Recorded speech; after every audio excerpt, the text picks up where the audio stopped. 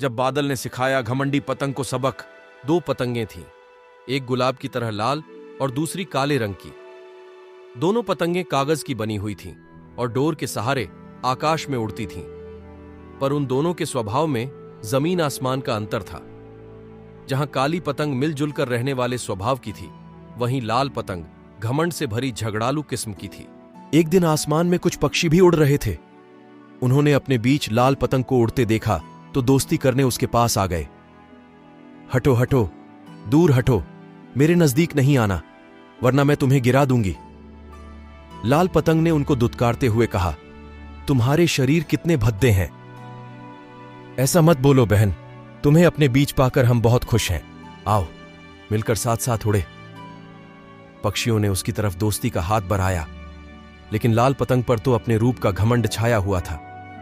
उसने 2-3 पक्षियों को अपनी डोर के वार से घायल कर दिया। जब वे फड़फड़ाते हुए नीचे गिरने लगे तो लाल पतंग जोर जोर से हंसने लगी। यह देखकर बाकी पक्षी डर कर भाग गए। इस घटना के बाद तो लाल पतंग की हरकतें और भी बढ़ गईं। वह पक्षियों से झगड़ती और उन्हें घायल करके खुश होती। एक दिन काली पतंग आसमान में दिखाई दी। उसे देखकर पक्षी फिर से डरकर भागने लगे। डरो नहीं दोस्तों, मैं तुम्हारी नई दोस्त हूं, आओ मिलकर साथ साथ उड़े। काली पतंग ने मीठी आवाज में कहा तो पक्षी डरते डरते रुक गए। पहले ही उस घमंडी लाल पतंग ने हमारा जीना मुश्किल कर रखा है, ऊपर से तुम आ गई हो। लगता है हमें अपना आसमान छोड़ना पड़ेगा। कुछ पक्षियों ने सहमते हुए कहा, सभी एक जैसे नहीं होते दोस्तों, मेरा विश्वास करो, मैं तुम्हें कोई नुकसान नहीं पहुंचाऊंगी।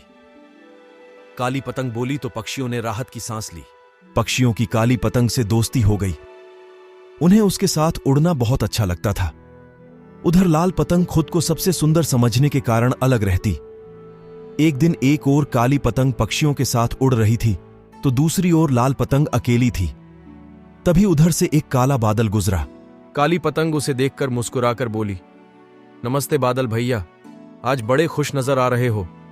हाँ बहना, बहुत दिन हो गए कहीं बरसा नहीं हूं, लेकिन अभी कुछ दिनों से वायुमंडल में कम दबाव का क्षेत्र बन गया है, इसलिए मजबूरी में कहीं ना कहीं मुझे बरसना होगा, और जब बरसने का समय आता है मैं बहुत खुश रहता हूं।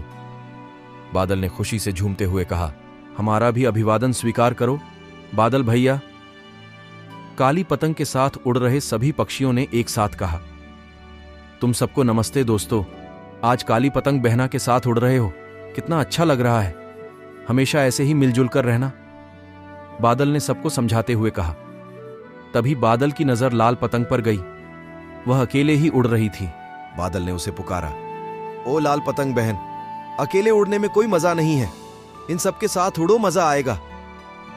लाल पतंग को गुस्सा आ गया, बोली, अरे काले कलूटे बादल, मुझे मत सिखा, मजा कैसे आता है मैं अच्छी तरह जानती हूं। बादल भैया की इज्जत करो बहन, इस तरह घमंड नहीं किया करते। काली पतंग ने समझाया। लाल पतंग इतराकर बोली, काले बदसूरत बादल की मैं इज्जत क्यों करूंगी, वह क्या मुझसे सुंदर है, देखो तो मैं कितनी खूबसूरत हूं, किसी गुलाब की तरह। यह सुनकर काले बादल को गुस्सा आ गया। वह इतने जोर से गरजा कि उसकी आवाज दूर दूर तक फैल गई। उसने काली पतंग और पक्षियों से कहा, जरा तुम लोग कुछ दूर हट जाओ, आज तो मेरे को बरसना ही है, मैं इस घमंडी पतंग को मजा चखाता हूं। पक्षियों ने बीच बचाव करना चाहा, लेकिन काला बादल नहीं माना। मजबूर होकर काली पतंग ने लाल पतंग से कहा, अरे अभी भी वक्त है, माफी मांग ले, वरना तेरी खैर नहीं। लाल पतंग ने कहकहा लगाकर कहा, मैंने कहा ना, तू बड़ी डरपोक है, उसकी गीदड़ भकी से तू भी डर गई। काली पतंग और सभी पक्षी कुछ दूर हट गए और उड़ते रहे। बादल ने बरसना शुरू किया।